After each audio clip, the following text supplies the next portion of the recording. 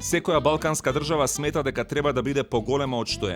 Би не бил потребен барем уште еден балкански полуостров за да се задоволат сите. Но никоја не смета дека треба да им земе нешто на другите, само дека треба да си го врати своето. Сите држави имаат историски аргументи дека треба да бидат поголеми. Стари мапи, камења од розети, пророштва и сведоштва, манастирски списи и особено книги што се чуваат во западни музејски библиотеки, каде што вистината се крие за да не излезе на виделина. Сите исто така имаат замислен непријател, масони, илуминати, Ватикан, Билдерберг, англиската круна, некој што со векови работи и крои заговори против нивното обединување за да ги спречи да станат голема и силна држава што би го покорила Балканот, а потоа и светот.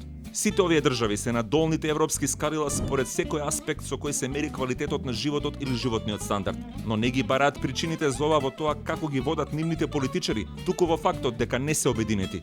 Веруваат дека токму делот што им фали е клучен за да станат моќни и просперитетни. Секогаш тоа е најплодното поле, најбогатите планини, излазот на море, стратешките позиции или светите места, кои би требало веројатно со некоја магична сила да направат државите да процветаат и да ги покорат другите, ама нивната сила со сите средства се чува затворена и не и се дозволува да се ослободи. Но деловите што фалат не се ниту исчезнати, ниту потопени, ниту префрлени на друг континент. Тие се под власт на некоја друга балканска држава, па колку и да се плодни, богати, стратешки или волшебни, ниту неа не успеале да ја извадат надвор од калта. Има една држава среде Европа, толку мала што едвај се гледа на картата. Заглавена е меѓу карпи и планини, завеана во снегови, едвај некоја нива да има, обколена со големи држави и оддалечена околу 200 километри од најблиското море. Според сите балкански географски стандарди би требало да е пропадната, ама не е, се вика Швајцарија. Има една друга држава што зафаќа речиси цел полуостров, а доминира и над тоа што не го контролира.